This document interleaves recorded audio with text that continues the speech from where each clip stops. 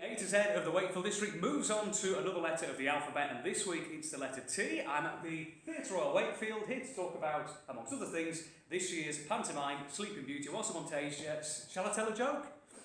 No, maybe not. And I'm with Katie, one of many Katies who work here, I'm told, Katie. Yes, everyone who works here is called Katie or John. Which has got to be quite easy when it comes to like, who is it? Oh, it's Katie. Oh, it's John. Exactly. It helps a lot. It certainly does. So we're heading up towards Panto season, of course. We are indeed. We're in, beginning of October, so rehearsals currently underway for the Panto. Rehearsals start at the start of November. Oh, but right. We're all cast, and our cast are coming up at the end of October for their first day with us. Right, and what Panto is it this year? This year's Sleeping Beauty. All right, so there's going to be a bed on the stage and... There's going to be a bed, there's going to be a spinning wheel, there's going to be a crazy dame. It's all good. It's always a family-friendly environment, isn't it? So actually, just remember, I actually went to see Aladdin here back in 1997. I've just remembered Aladdin in Arabian Nights it was. Fantastic. It's a fair, 20 years ago, blimey. Well, watch out for more Aladdin-related news in December. Right, oh, that's a teaser and a half. It is a teaser. What's coming up then at the Theatre Royal Wakefield, apart from the pantomime then in the next few months? Apart from the pantomime, we've got a busy autumn schedule. Got lots of different shows coming to the theatre. It's all the best of the touring theatre around the UK that's going to be coming here. So we've got a mixture between music, comedy and drama, all coming here. That's all part of our mix. It's that and it's young people's performance.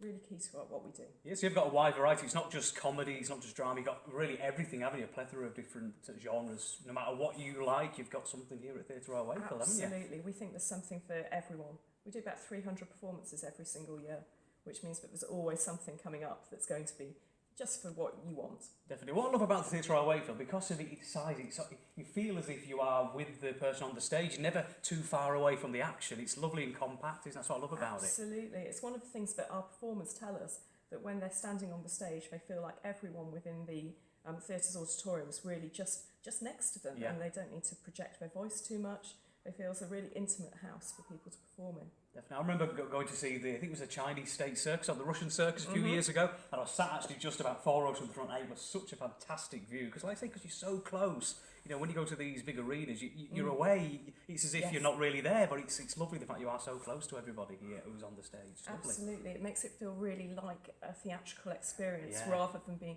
so far away that they could almost be on a small telly box. Yeah, that's right, yeah. Or you've got to watch them on the big screen because you can't actually see them in person. Indeed, yes.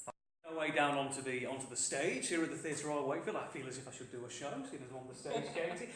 So at the minute behind the what's this called? This is the safety curtain. Safety curtain. That's it. So behind in the minute we're getting ready for the next production, which is a Mousetrap. It's the Mousetrap on this week at the moment. Yes. Right. So the Mousetrap set is behind that curtain. So I can't have a look. It's all very top secret. But very secret. It certainly is. So you can get a lovely vista of the actual building. We were just talking a little earlier on, weren't we, about the lovely ceiling and all the lovely architecture, which of course back in the 70s was covered up when they actually made this into a bingo hall. Yes, it's called the Lucky 7 Bingo Hall. Lucky 7 Bingo Hall. I'm not sure how lucky it was.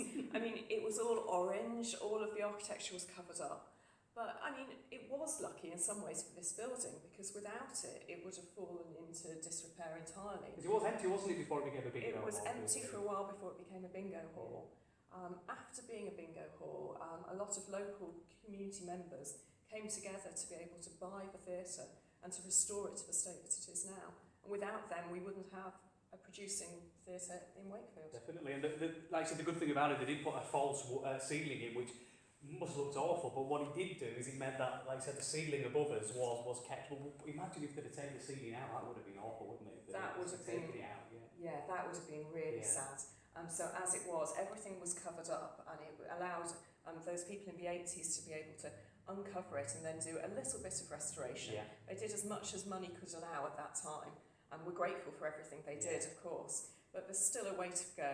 At some point we want to lovingly restore this whole auditorium back to the glory of when it first was built, which was now 121 years ago. Wow. So a very old auditorium. It is. And it's grade 2 star listed, so it would be wonderful to be able to turn it back into its glory days. Definitely. You've got lots of plans for the future, not just in the auditorium, but out the back. A little bit of building work's going to be happening. Absolutely. So before we do the restoration of this theatre, what we want to do is we want to build an extension next to the theatre.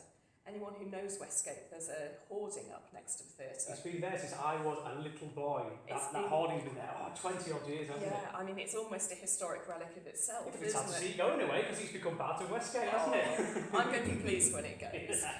Because when it goes, we're going to build a new extension with a new studio theatre where we'll be able to do much more learning participation activities, but also small-scale shows that just wouldn't work in this auditorium.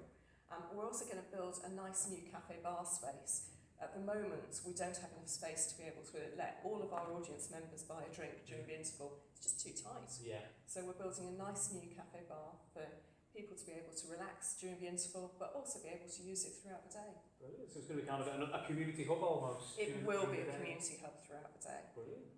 We're still raising the money for it. We've raised well over 70% of the money, Wow. but we've just got a final push to get the last funds confirmed, and then hopefully we'll be building it next year. Great stuff.